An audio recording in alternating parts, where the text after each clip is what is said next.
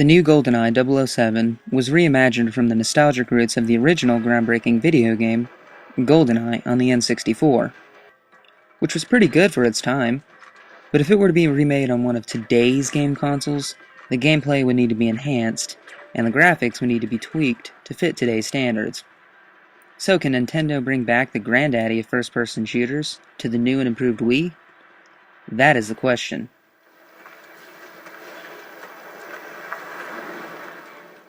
When first playing the new Goldeneye, you will notice that Bond is no longer played by Pierce Brosnan.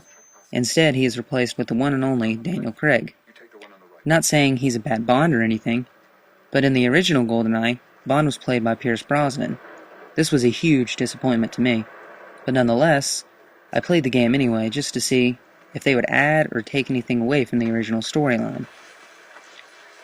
The new game, however, is equipped with some of the old levels and a few new ones. However, with new locations comes new story. I also noticed that the levels aren't even in the same order that they were in the original. Personally, I think the reason for this was probably to modernize the game by taking it to new locations and creating new detailed descriptions of the old characters. Take Valentin Surkovsky, for example. In the old game and movie, Valentin is a retired ex-KGB agent. Now he's a Russian gangster. By the way, just a little side note, Daniel Craig lacks the personality and intelligence to play the role of the original Bond. But don't worry, he makes up for it by repeating the word EMP over and over again to reassure himself that he is indeed smarter than a fifth grader. Who needs a helicopter that can survive an EMP blast? But why waste bullets when you've got an EMP weapon? It looked EMP hardened, designed to survive an electromagnetic pulse. With an EMP blast, EMP hardened helicopter. Again, Mr. Bond. How shall we execute you? The new character models are in fact different. This aggravated me on certain levels, but in other ways it was just a different change. In some of the scenes that were taken from the movie, the characters don't really display much emotion about what's going on around them. They just cut right to the chase about suspenseful details in the story, like Armov's betrayal. It's almost like it wasn't really a surprise to Mishkin. It almost looked like he was sleep-deprived, if anything. These small annoyances can be overlooked because the storyline has the same outcome as the original. One of the things I enjoyed about this game was the way they squeezed dialogue and action scenes from the movie in there. Even though it's Daniel Craig, it's still good to see nostalgia in the game that was spawned off of the unforgettable film Goldeneye.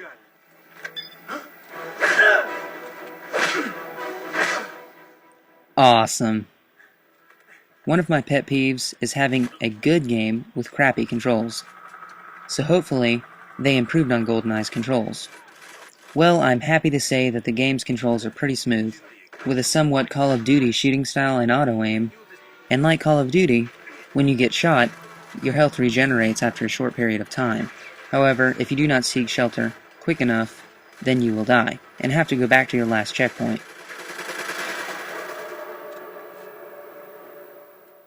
Another addition to the gameplay is the melee attacks you can perform on guards. This helps a lot when you're trying to take out a guard without alerting anyone else around you. While playing on harder difficulties, you will also notice that you can't really rely on auto-aim to save your life. However, most levels of this game, with the exception of the Archives, Train, and Control, require you to be stealthy. But if you get spotted, only then will you have the trouble of taking out large crowds with auto-aim, which brings me to my next point. Goldeneye includes 4 different optionary difficulties for the campaign: Operative, Agent, 007, and 007 Classic. Operative through 007 mode follows the first-person shooter lineup. However, 007 Classic mode is completely different. It harkens back to the old days when body armor was essential. This adds on a lot of replay value to the campaign.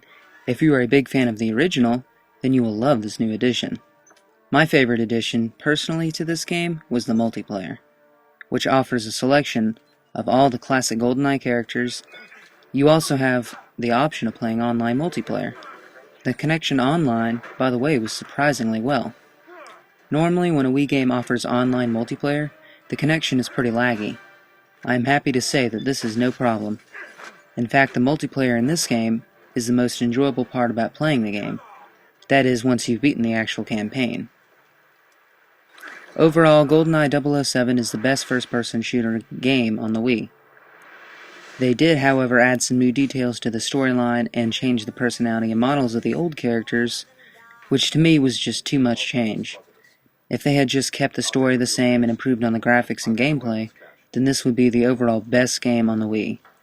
Now with that said, if you are a fan of the original game and the movie, you may not like this change, and may even be offended by it. That is why I recommend that you don't waste your money on purchasing something with the words Goldeneye 007 written on it without renting it first. After beating it on Agent and playing through many of the difficulties, I must say that this game impressed me at first glance. The Wii has not really come out with many impressive first-person shooters. This was overall the best first-person shooter on the Wii, but not the best game on the Wii. And because of my love for the old GoldenEye, I would have to give this a 4 out of 5 star rank.